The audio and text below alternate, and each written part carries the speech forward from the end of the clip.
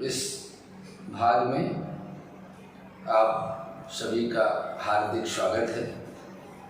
जैसा कि आपने पिछले भाग में ये जाना कि विवाह का विचार कैसे करना चाहिए और किन किन चीज़ों को हमें ध्यान में रखना चाहिए।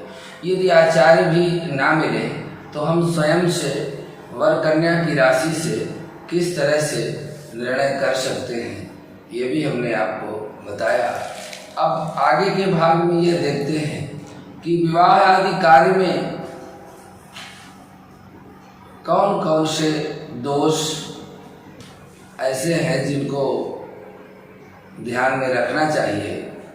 तो सबसे पहला तो एक दोष है जिसको कहते हैं लता दोष। लता दोष जो है ये भी बहुत दोषकारक होता है। अब लता दोष कैसे लगता है? लता दोष के लिए कहते हैं कि कुछ विहित नक्षत्रों के आगे और पीछे के जो नक्षत्र होते हैं उनको लात देने से इसको लता दोष कहा गया। जैसे मंगल के नक्षत्र से जो तीसरा नक्षत्र होगा वह लता दोष से प्रभावित होगा। बुध से 22वां नक्षत्र, गुरु से 6वां नक्षत्र, शुक्र से 24वां नक्षत्र, शनि से 7वां नक्षत्र, राहु से 20वां, सूर्य से 12वां और पूर्ण चंद्रमा से 7वां नक्षत्र लता दोष से प्रभावित होता है। लता मात्र ये समझे कि सब जगह इसका मान्य नहीं है। कहीं कहीं तो इस लता दोष के विषय में हमको ये भी मिला हुआ है कि लता मालव्य देशेषु पातम कौशल्य तथा एकार्गल दोष काश्मीरे। तो लता दोष का जो प्रभाव है वह केवल मालव्य देश में और पात दोष का कौशल में, एकार्गल दोष कश्मीर में ही त्याज्य है। लेकिन वेद का दोष सभी देशों में सर्वथा मानना चाहिए, सब जगह त्याज्य है। तो इस दोष को ध्यान में रखते हुए ये लता दोष और पत्ता दोष इस विधि से लगता है। अब इसके बाद एक दोष होता है जिसको कहते हैं भद्रा दोष। भद्रा प्रत्येक कार्य में हम मानते हैं और भद्रा का दोष निश्चित रूप से लगता है। तो ये भद्रा क्या है? कहते हैं एक बार देव देवासुर संग्राम में जब देवता लोग पराजित होने लगे तो भगवान शिव को बड़ा क्रोध आया और उन्होंने लाल लाल नेत्रों से जब दिशा तो भद्रा का जन्म हुआ। और कहते हैं कि भद्रा का इतना विकराल रूप था कि उसको देख करके सारे दैत्य घबरा गए। देवताओं की तरफ से भद्रा ने भगवान शिव की प्रेरणा से युद्ध करते हुए और दैत्यों को पराजित कर दिया। इससे भगवान शिव बड़े प्रसन्न हुए और प्रसन्नता की दृष्टि से जब उन्होंने भद्रा की तरफ देखा तो भद्रा के मन में कुछ भोजन की, कुछ खाने की इच्छा थी। युद्ध से परिश्रमांत भद्रा ने भगवान शिव से भोजन की याचना की तो भगवान शिव ने बड़ी कृपा करके उससे कहा कि अब हम तुमको नक्षत्रों में निवास देते हैं। जब करण विष्टिकरण आता है तो उस विष्टिकरण में जो भी धर्म कर्म का कार्य होगा, जो भी कोई कार्य नया करेगा, उसका वही तुम्हारा भोजन होगा। अब भद्रा को यहाँ स्थान मिल गया तो भद्रा ने अपने स्वामी अर्थात शिव की इस आज्ञा को स्वीकार करते हुए और इसको ग्रहण कर लिया। अब विष्टिकरण में भद्रा को स्थान दे दिया गया। कहा कि जो भी शुभ कार्य विष्टिकरण में होते हैं उस पर भद्रा का निवास होता है। अब भद्रा का निवास होता है तो इसका उपाय भी होना चाहिए।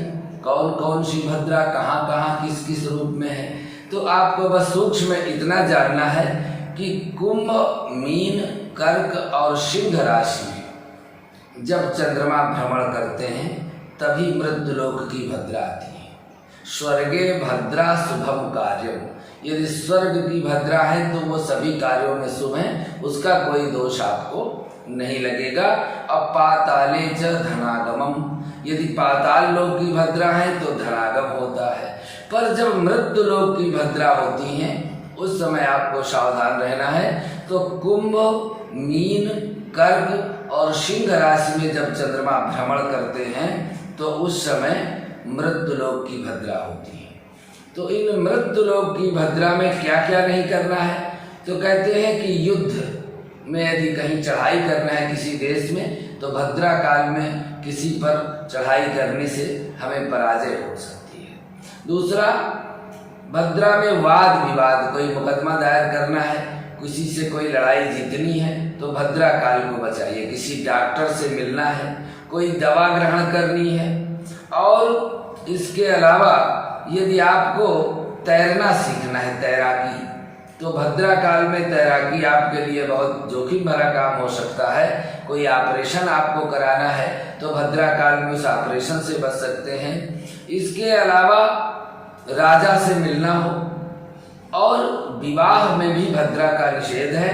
और किसी स्त्री की इच्छा पूर्ति के लिए इतने कार्यों में भद्रा को सर्वथा वर्जित किया गया है। इसलिए भद्रा काल में आपको इन सब कार्यों से बचना है। और इन राशियों में जब चंद्रमा हो तो भद्रा काल को देख लीजिए, और उस भद्रा के दोष से बचने के लिए आप उस काल में कोई धार्मिक कार्य ना करें, यही आपके लिए सबसे अच्छा होगा। तो जब विष्टिकरण आता है उस समय भद्रा उस नक्षत्र में, उस राशि में व्याप्त रहती है। शायद आपको भद्रा के विषय में समझ में आ गया होगा कि हमको भद्रा के विषय में बहुत भयभीत होने की आवश्यकता नहीं है। कुंभ, मीन, कर्क, सिंह राशियों में जब चंद्रमा भ्रमण करे उन राशियों में भ्रमण करते समय भद्रा मृत्यु लोक में रहती है। अन्य राशियों में चंद्रमा जब भ्रमण करे, जैसे कन्या, धनु, तुला, मकर में भद्रा लिखी होंगी, पर वो पाताल लोक की भद्रा है। जब आप कन्या, धनु, तुला, मकर के अलावा जब आप मेष, वृष, मिथुन, वृश्चिक राशियों में देखेंगे तो भी भद्रा लिखी होंगी, तो वो भद्रा फिर स्वर्ग लोक की है। स्वर्गे भद्रा शुभम कार्यम पाताले च धनागमम, ये दोनों भद्रा आपको कष्टकारी नहीं है। पर जब कुंभ, मीन, सिंह और कर्क राशि में चंद्रमा भ्रमण करते हैं उस काल में जब विष्टिकरण आता है, उस विष्टिकरण में 30 घटी तक भद्रा उस रहती हैं। और उन भद्रा के समय को विवाह आदि में, मांगलिक कार्यों में और भी बताए गए स्थानों में आपको इनसे बचना है। इसके अलावा एक और दोष विवाह में देखना पड़ता है, मृत्यु योग।